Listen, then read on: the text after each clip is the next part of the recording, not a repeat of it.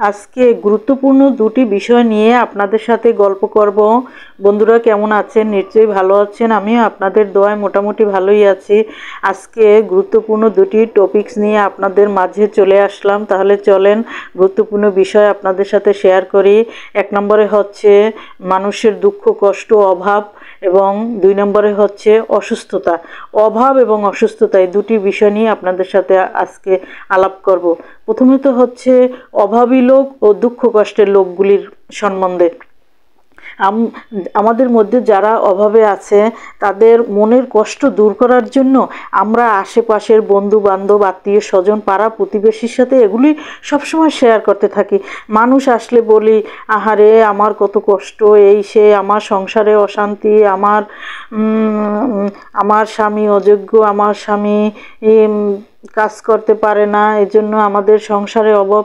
এই কথাগুলো বললে পাড়া প্রতিবেশী আপনাকে বরং দয়া করবে না, ভালোবাসবে না, বরঞ্চ আপনাকে অবহেলা করবে, তুচ্ছ করবে। আপনার সামনে কিছু বলবে না, আপনার কথা শুনে মনে মনে শুধু হাসতে থাকবে, আর পিছনে আপনার সাথে গীবত বলতে থাকবে, সমালোচনা করবে, আপনার নামে ট্রোল করবে, গসিপ করবে। পরে আপনি সাময়িক শান্তির জন্য তার কাছে শেয়ার করেছেন, আর সে তার উচিলায় বলবে কি যে ওনার দোষ আছে, ওনরা ভালো না, ওনাদের স্বভাব চরিত্র ভালো না, এই জন্য ওনরা অভাবে আছে, ওনরা কষ্টে আছে। মানে এরকমের খারাপ ভাবতে থাকবে, এই জন্য আপনাকে কেউ সাহায্য করবে না, টাকাও দেবে না। আর দ্বিতীয়ত হচ্ছে অসুস্থতা।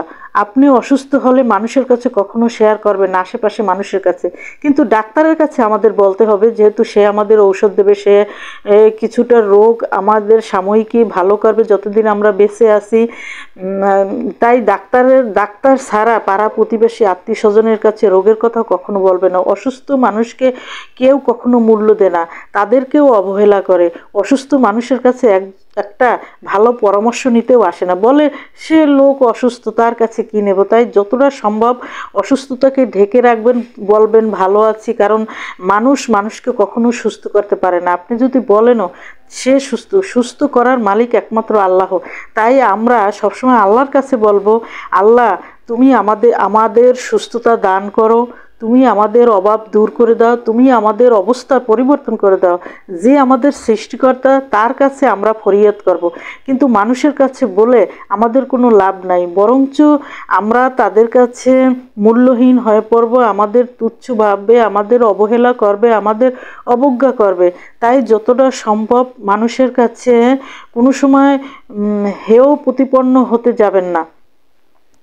কি দরকার, সে আপনাকে 1-2 দিন হয়তো সাহায্য করবে, 1-2 দিন ভালো থাকবেন, কিন্তু সারা জীবন ভালো থাকার অবস্থা কেউ কোনোদিন কেউরে করে দিয়ে যায় না। তাই আমাদের নিজের চেষ্টায় নিজেদের ভালো থাকতে হবে। ধন্যবাদ।